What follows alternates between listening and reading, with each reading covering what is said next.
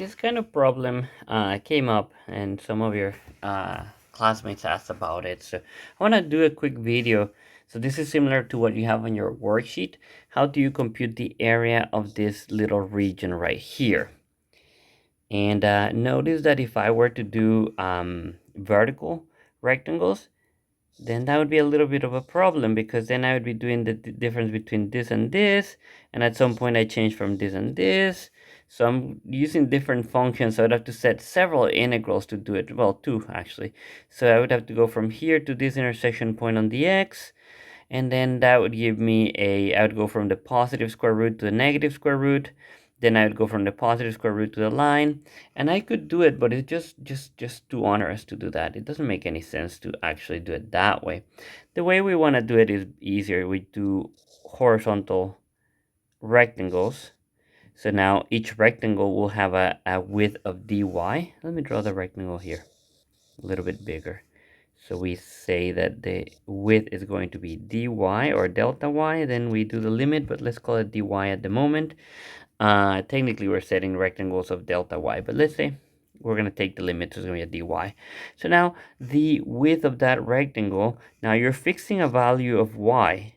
You're not fixing a value of x, because now your integral will be going with respect to y. So you fix a value of y, and that then gives you your, you have to then compute the distance. So the distance would be, for this given y, you're going to have that the distance will be the difference of the x values that correspond to it.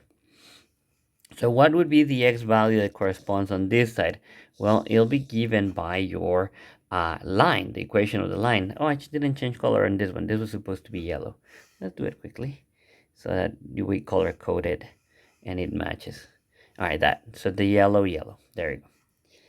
All right, so now that then on this side, you're going to have y minus 1. And I'm going to call this the height. Let's call, well, it's kind of a height of a rectangle, but it's horizontal. Let's call it h, just so I to give it a name.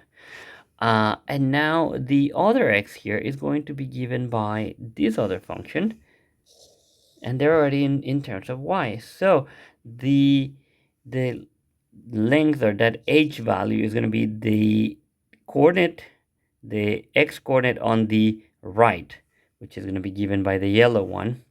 So h is going to be given by the y minus 1 minus, then you're going to be doing this right here, the x coordinate on your left hand side.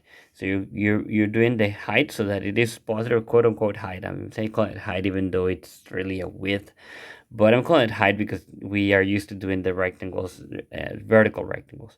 So anyway, so the height, quote unquote, of that is going to be the difference between the x coordinate to the right minus the x coordinate on the left. The x coordinate on the right is y minus 1. The x coordinate on the left is going to be given by y squared minus 7. And now that then we can simplify, and we get negative y squared, collect like terms, plus y. And then minus 1 minus negative 7 is going to be plus 6. And so that's the integrand of this for this area. So we leave that aside. We write the area then is going to be the integral rather, of that function, negative y squared plus y plus 6 dy. But you see that absent in all this discussion is what are a and b. So we have to go from this y coordinate here. That is kind of weird to call them a and b, because we normally call a and b are x coordinates, but you're going to be going from this y coordinate to this y coordinate. Remember that you're integrating with respect to y, so you're going to be looking at the y coordinates. This is going to be your coordinate a, this is going to be your coordinate b. So you're looking at y coordinates. So what do you notice from those coordinates? Well, those are the y coordinates of the intersection point of these two equations. So quickly we can just set them equal to each other. So y minus 1 equals y squared minus 7, and then solve from here. Say subtract y on both sides, so subtract it here, minus y, add 1 on both sides, so negative 7 plus 1 is negative 6, equals 0. You see, you get the same thing. I just did it, I subtracted on the opposite side just so we get positive y squared. So I can factor easily. You know that this factor has y minus 3, y plus 2 equals 0. So my intercepts are going to be y equals negative 2 and y equals 3. So I'm going to be going from negative 2 to positive 3. And now I can go ahead and compute the area by just doing my integral. So it's going to be negative y cubed over 3 plus y squared over 2 plus 6y, all of it evaluated between negative 2 and 3. And thanks to the magic of television, they used to say, uh, I calculated this. I just paused the recording and I calculated it to give me the value of 125 6.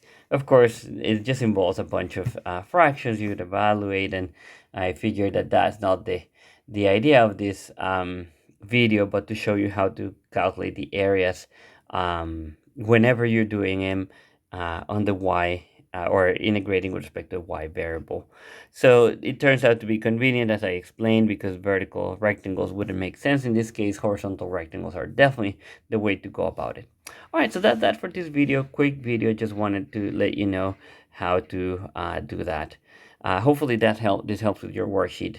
So that's that for today. Thank you for watching.